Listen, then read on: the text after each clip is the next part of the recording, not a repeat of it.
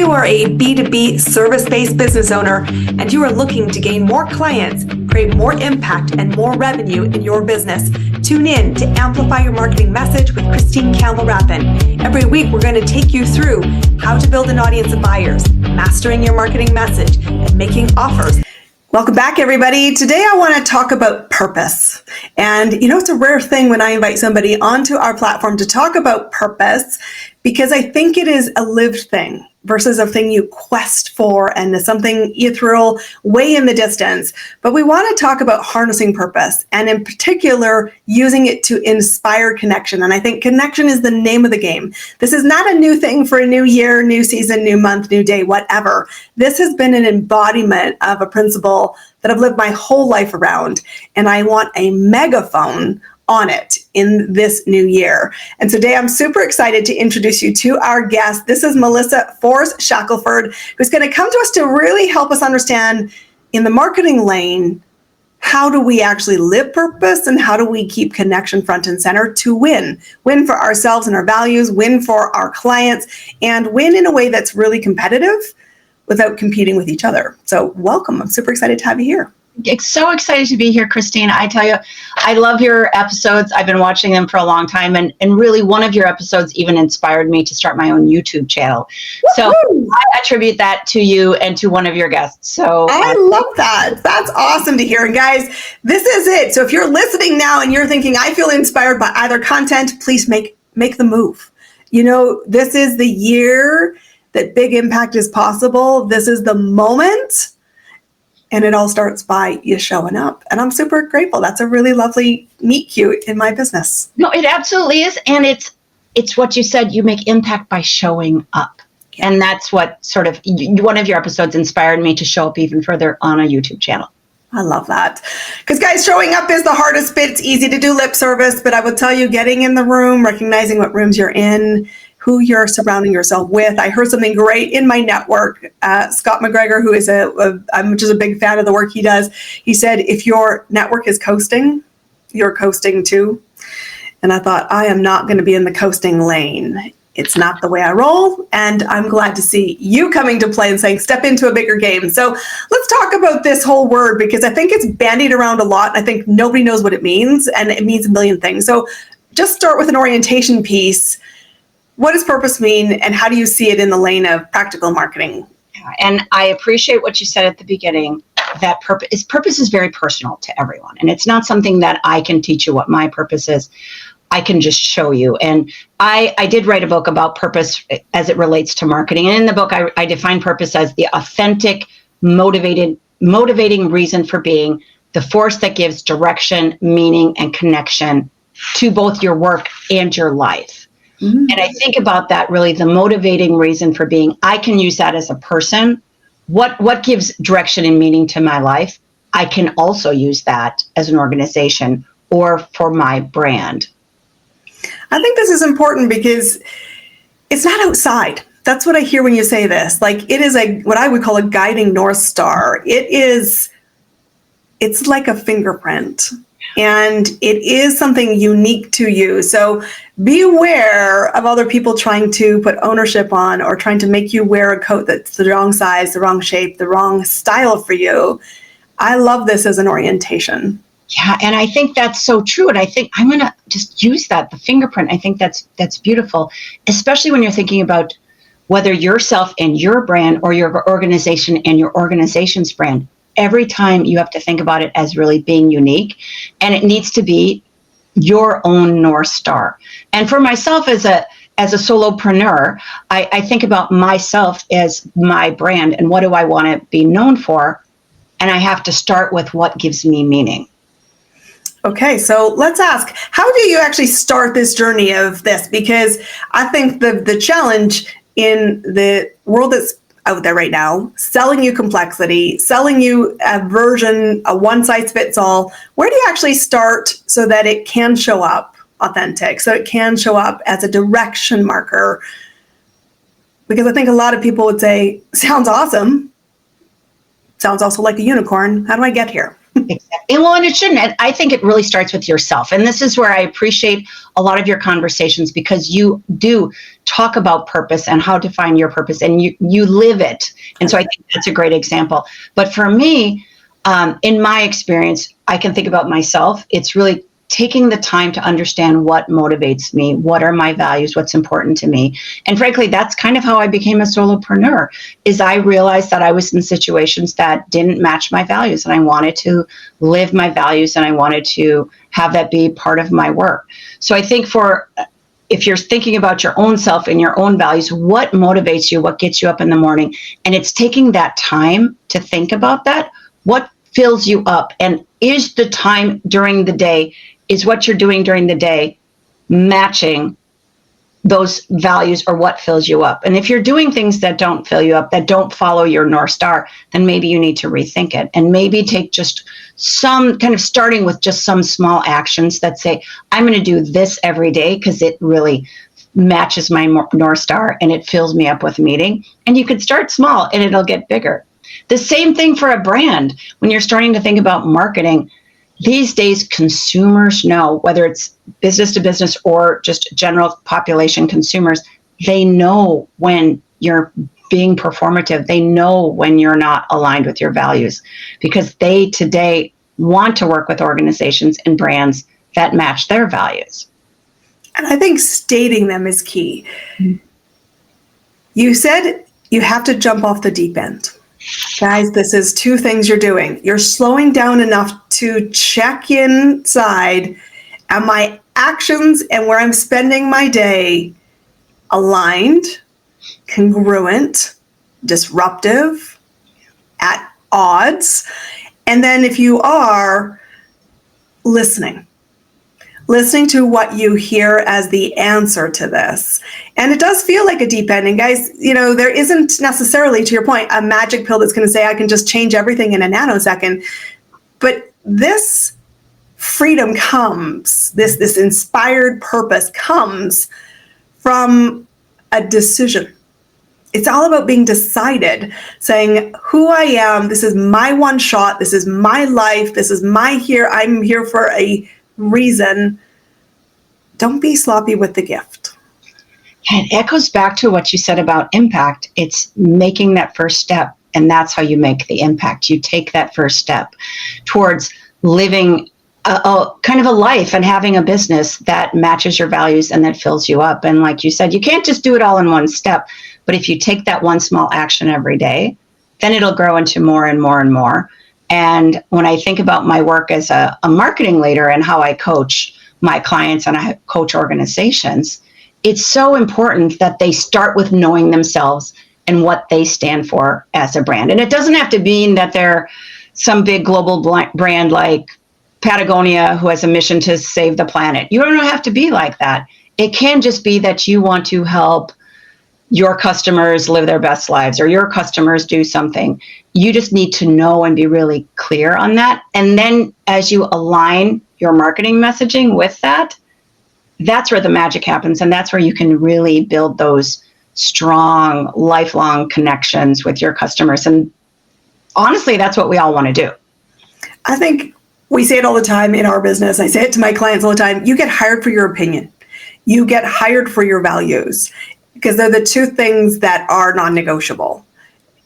I am looking for a gap to be filled if I'm a client looking to provide or buy into a service provider, and I'm looking for somebody who I believe will be safe, will live in principles that I can respect and live with.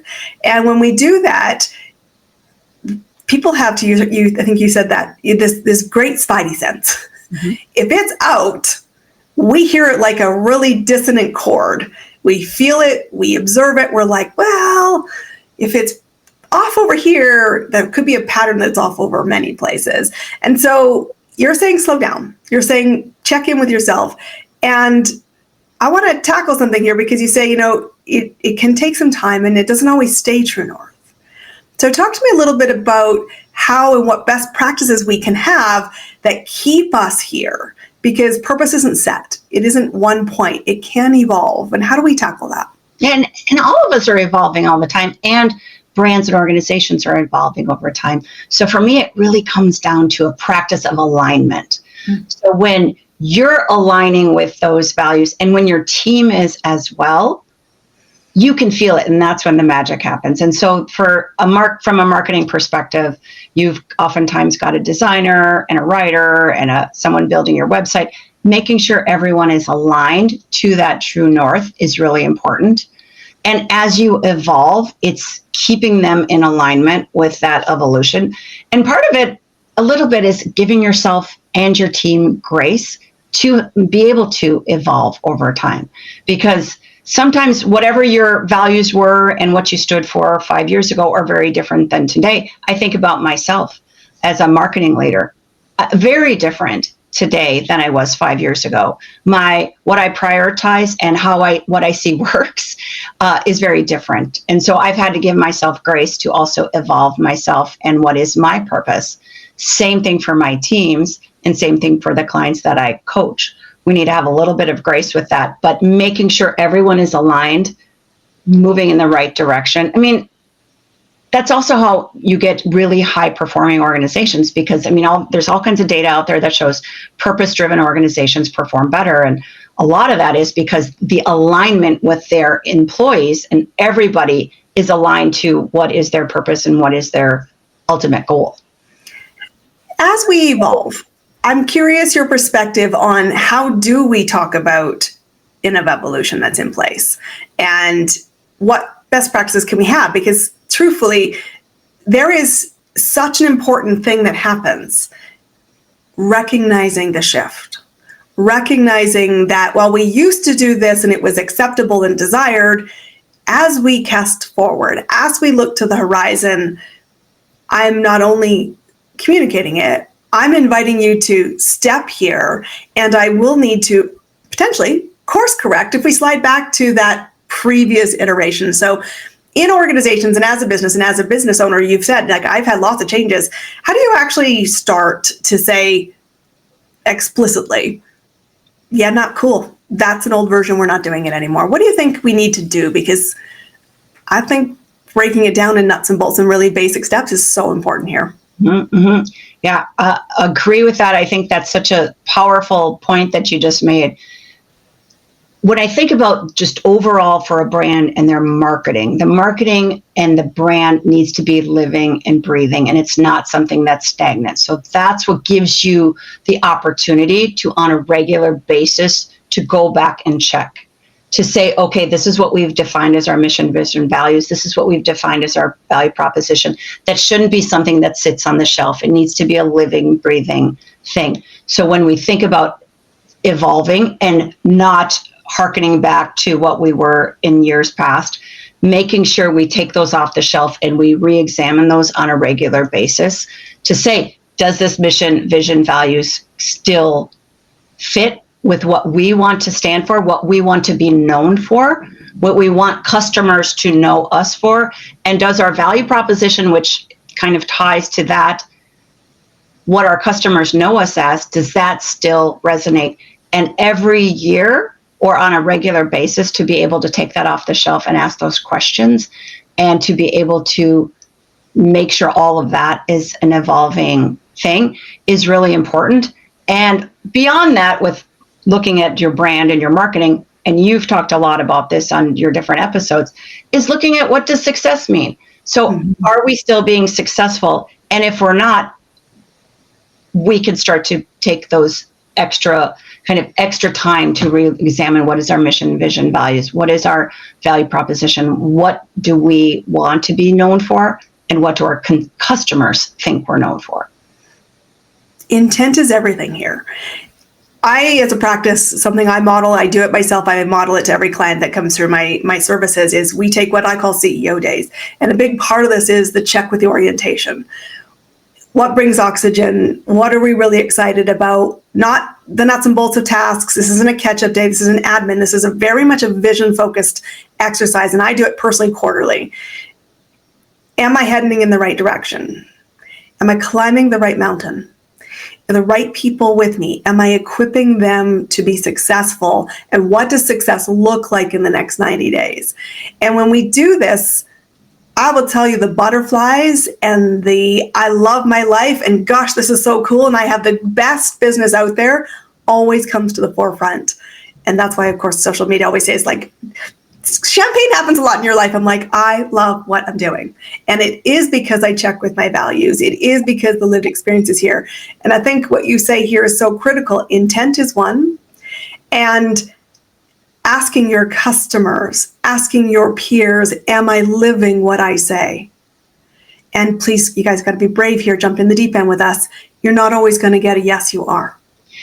And sometimes the customers think of you in a different way than you want to be known for. And when there has that dissonance, you need to pull that together because it's so important to have that be in alignment. And what was it? Jeff Bezos says your brand is what people say about you when you're not in the room.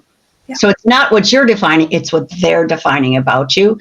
And so you nailed it when you said you might not always hear from your customers. They might not always say about you what you want them to, but that gives you some work to do. And that what you're talking about, like those CEO days, taking that time to reassess, it's really also pulling it all into alignment and making sure there's that alignment. And as a marketer, that's gold. I just see that as gold when you have everyone from the top down in alignment and your customers also are talking about you in a way that you want them to. And inclusivity is a big part of this because you've said it's one thing to cast a vision. That's kind of the easy bit, my friends, just so we're clear. The ideas is the easy bit of the business world, but it's the loop. It's the feedback loop from customers, clients, and I'd love for you to talk about this inclusive communication as a competitive advantage and how important it is to hold the line when you do have a step outside of what you hope for. Because I remember saying to everyone, I said, if your standard is so low that you always hit it, that's a problem. I don't know any business owner, myself included, that we don't have moments going, well, that was rather epically falling short of our capability and our expectations. Let's clean up and let's check the systems. But for you, because you've got a great track record in this, you're someone I respect in this world. How do we tackle this piece? I think, first of all, I just want to call out what you said is that nobody hits it every time and everybody has missteps.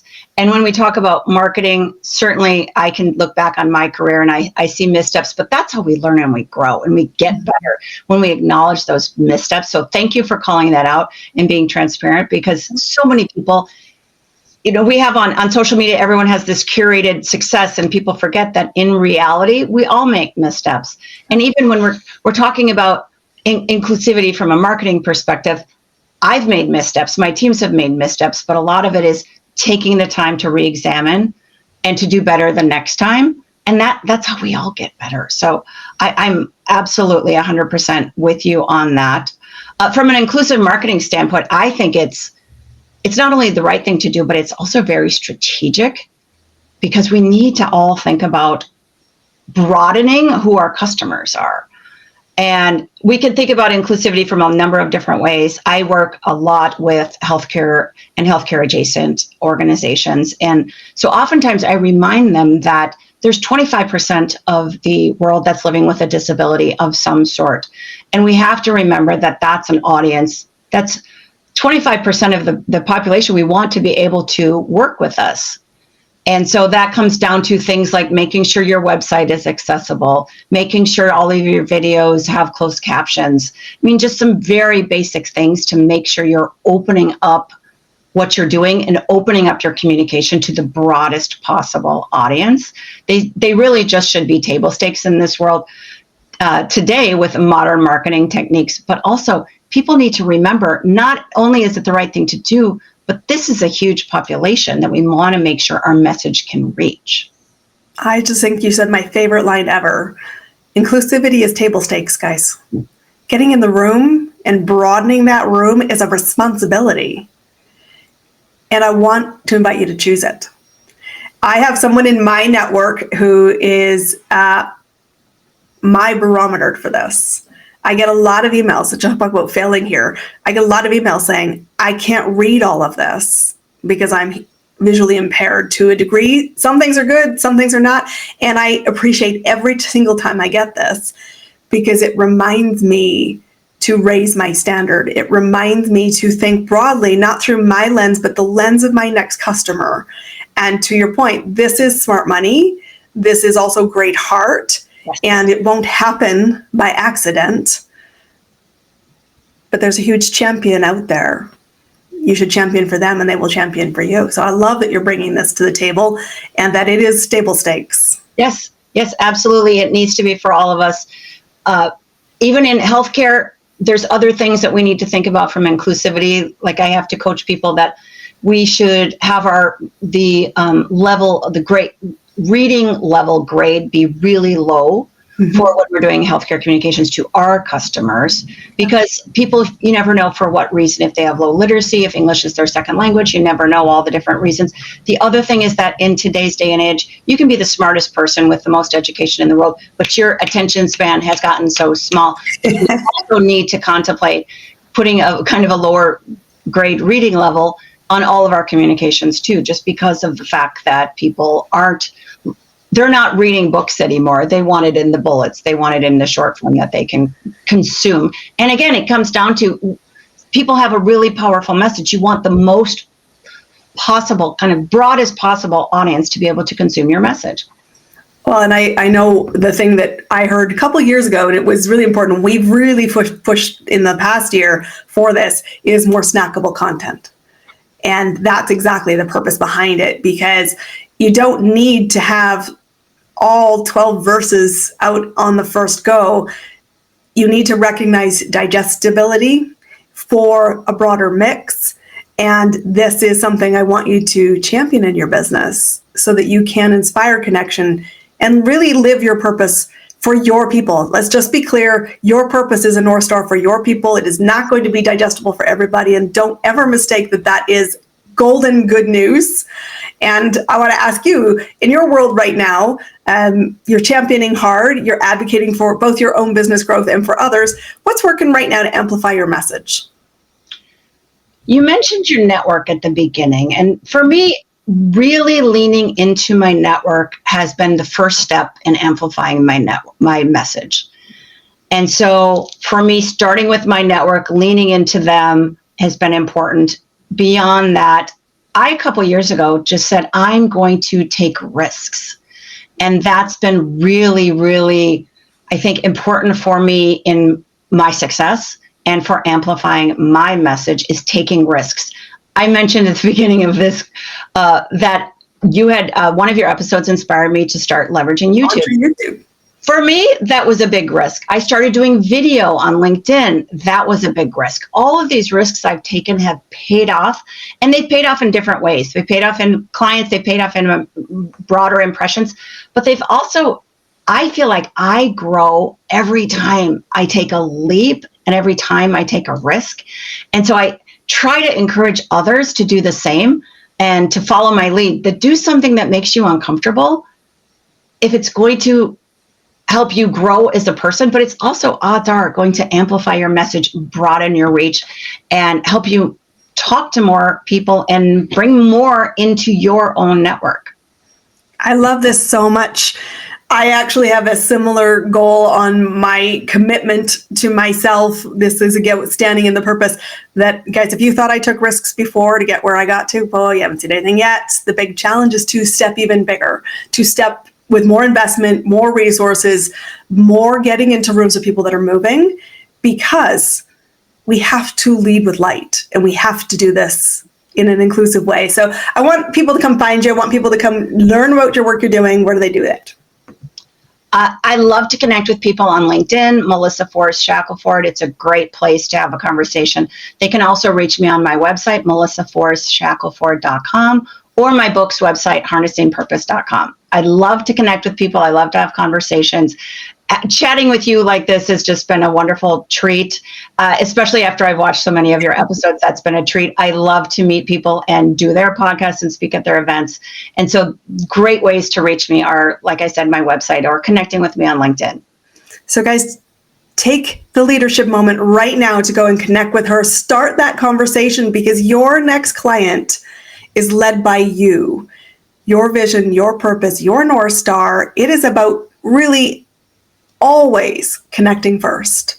So make the first step. Melissa, thank you for being our guest today. Super fun to have you here. Thanks for having me. That's a wrap on another amazing episode of Amplify Your Marketing Message with me, your host, Christine Campbell Rapin. Be sure to subscribe on your favorite podcast platform so you don't miss another great episode. And be sure to visit christinecampbellrapin.com/podcast to get a free resource on how to master your marketing message. We'll see you all